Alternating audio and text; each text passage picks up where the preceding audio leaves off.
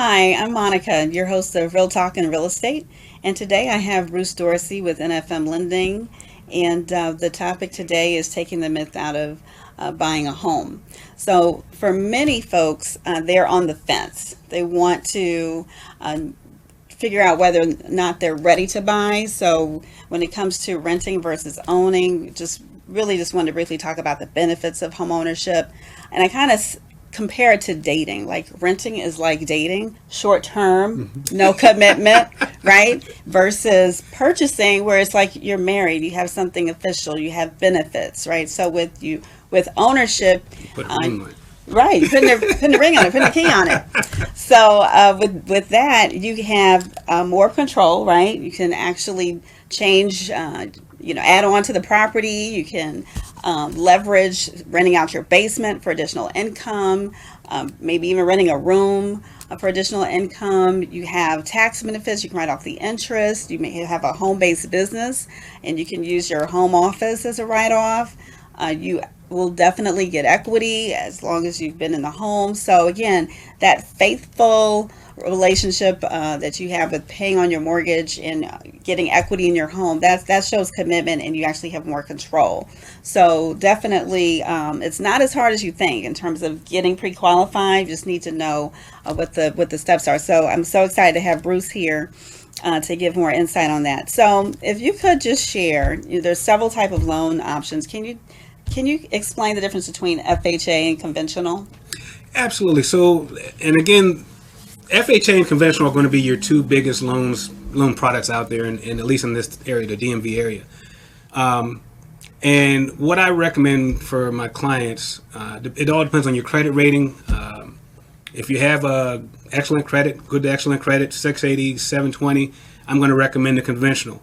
If your credit is challenged, 640, 620 or below, I'm going to recommend the FHA. Now, the difference between the two, there's a big myth that with the conventional that you have to put 20% down. The reality is, for a conventional loan, you only have to put 3% down. FHA is 3.5%. So there's actually, you put less money down on the conventional. Both of those loans are going to have mortgage insurance, which is called PMI. And PMI is something that protects the lender only. It does not protect the client. It's not like homeowners insurance. It protects the lender just in case you default on the loan. So with the FHA loan, you pay that mortgage insurance for the entire life of the loan. The only way to get rid of it is to refinance into a conventional. Okay. Where if you're going to be in a conventional loan, once you have 22% equity, and you've had the loan for roughly 5 years, you can get rid of the mortgage insurance, PMI, without refinancing. So as a homeowner, your payments are actually going to decrease at roughly 5 to 7 years if you've in a conventional loan. With the FHA, at the very least, they'll stay the same. They're not going to decrease because of that mortgage insurance. So again, I recommend for the clients, if you have a good to excellent credit, conventional, FHA, if the credit is challenged and you definitely need to move now, I would recommend the FHA. So. Okay, great.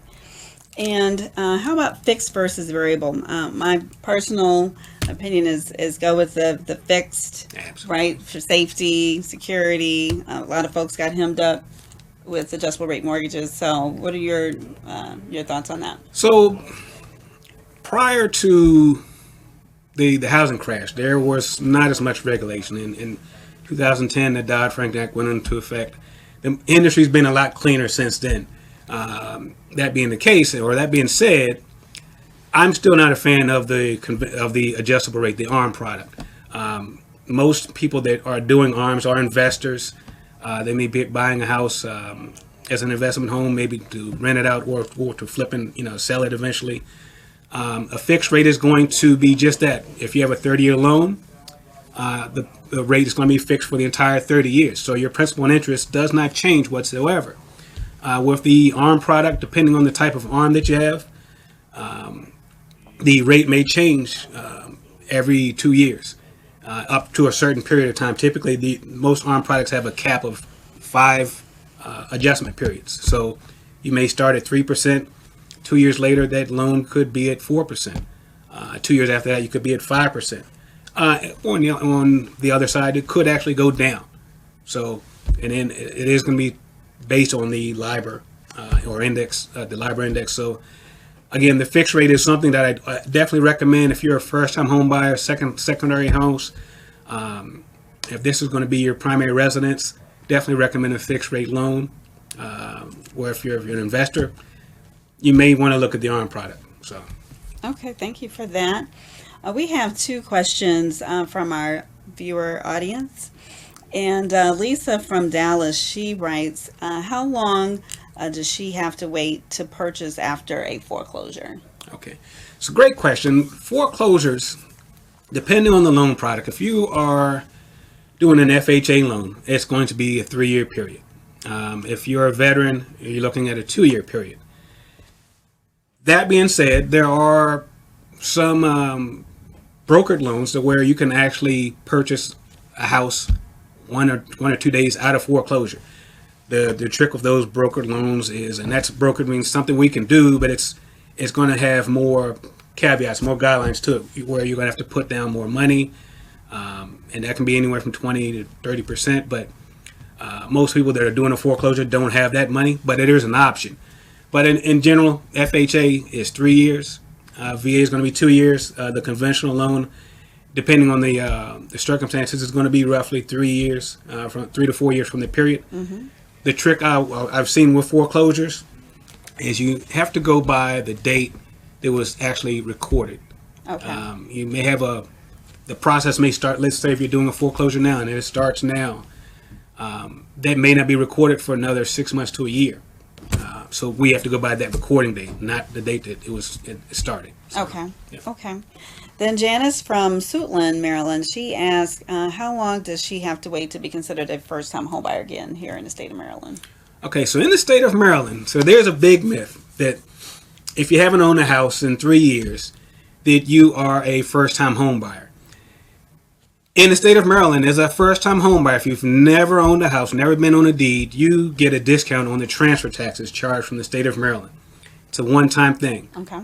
That's a true definition of a first-time homebuyer in the state of Maryland. Now, when it comes to different programs, down payment assistance programs, if you haven't owned a house in the last 3 years, you can now be classified as a first-time homebuyer to purchase a house. So that being said, let's say that you own a house in, say, Virginia, mm-hmm. and now you're buying a house in Maryland for the first time.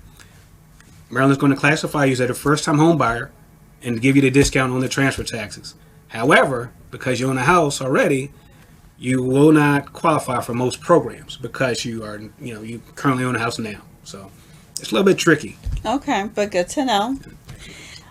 Going back to first-time homebuyer programs, I know they can be state-specific, right? So it's going to be different where you, depending on where you reside. But for the immediate area, what would you say are some programs that people can take a look at or possibly qualify for? So the programs are going to be county specific. Some are going to be statewide. One particular program is the Maryland Mortgage Program. That covers the entire state of Maryland, and they have several different loan products within that one entity, and they range anywhere from a 3% of the purchase price loan to help you with the down payment assistance, up to a 4% grant, which is not a loan. Mm-hmm. And there's a big difference between a grant and a loan. A down payment assistance loan is going to be a second mortgage on your house. So you're going to have your first mortgage, and then you're going to have a second mortgage. You have to pay both back. Mm-hmm. Typically, the down payment assistance loans are going to be a 0% interest. So it's not something that's going to accumulate the interest, but it's still something you have to pay back. Where the grant is something you don't pay back. It is just that. It's free money that you don't have to pay back. And that's the difference between a grant, down payment assistance grant, and a down payment assistance loan. So. Okay. And I know for a lot of these programs, your debt to income ratio plays a major part, and sometimes it can kick folks out of being eligible. What's that magic number that folks need to keep their debt to income, and what actually constitutes debt to income? Okay, so for our viewers watching, a debt to income ratio is where we take your income per month before taxes.